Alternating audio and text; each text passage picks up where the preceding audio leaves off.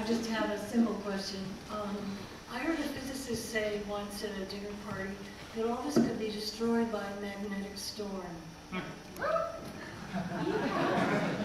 What were you eating? Anyone want to respond to that? Anyone in the audience? Please, we need help up here. Sir. Yes, it's true. It is true. Okay, there you are.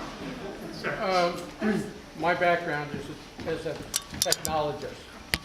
And Scott, I mean, I hate to destroy your fantasy, but the simple limitations of the amount of space, the amount of effort necessary to organize and retrieve data is going to be limited and will continue to be limited.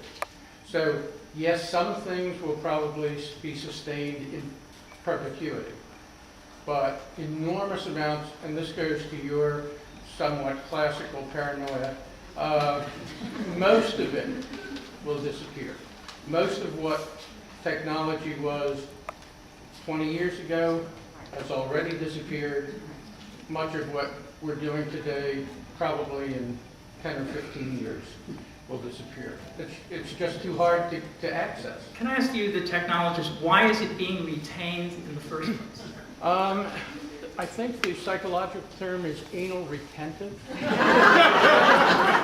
mean, I agree with you. I'm not saying it should be. I'm simply saying it was. Why are we saving books?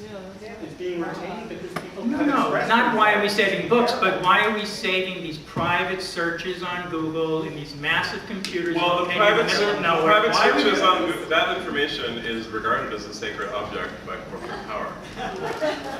And so they hold it as dear, if not dearer. For marketing purposes. And I don't know if this is a trump card that I feel proud playing, but I do think at least out of the panelists, I've been in a room where Walmart and HarperCollins are talking with Paramount and DreamWorks in association with Nickelodeon Entertainment about putting things on TV shows to which they have access, which is every TV show.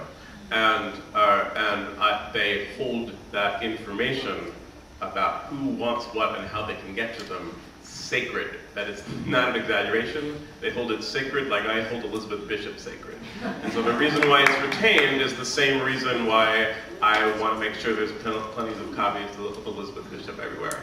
And to the comfort, I think, for you and the horror of corporate culture, and to our comfort, and also to our horror, most things vanish.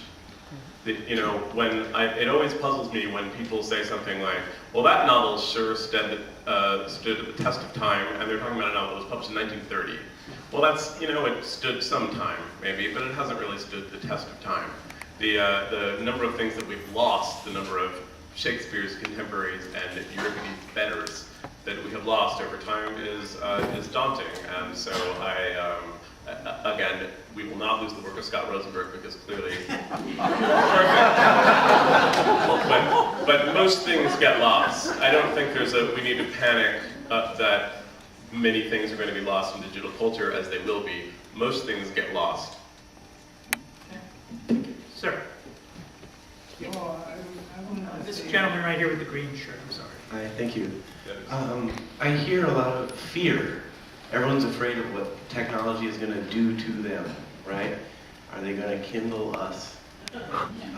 Well, as Annalee was saying about Noise Bridge, it's our thing to use and build the way we want to. Google, they did their thing, and they did it in a machine built out of Legos in their college dorm, and they got lucky, and you could too. Or you can go on Lifehacker and figure out how to subvert their goals. The thing about this stuff, this information, it's super malleable, and it can be changed by you. And it may have to be you. There may not be a feisty librarian inside Google. Actually, I know some of the people who are trying to be, and they're overwhelmed by the rest of the culture of Google, so it might have to be you. And you should start thinking about the mechanism by which Amazon erased your copy of 1984. Can you subvert that mechanism? Can you change it?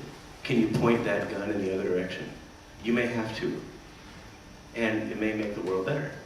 So, I have no question, just, I want to change the feeling from fear to anger and hope.